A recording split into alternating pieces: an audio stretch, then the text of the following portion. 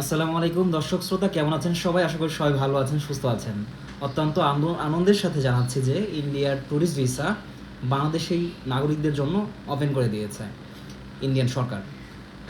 গত 25শে জুন 2026 ভারতীয় high commission বাংলাদেশে নিযুক্ত তিনি বলেছেন বাংলাদেশি নাগরিকদের জন্য যত জেনারেল ক্যাটাগরি রয়েছে ইন্ডিয়ার ভিসা বাংলাদেশিদের জন্য তারা ওপেন করে দিয়েছেন। বিশেষ করে ট্যুরিস্ট ভিসার জন্য বাংলাদেশি নাগরিকরা খুবই প্রত্যাশায় ছিলেন।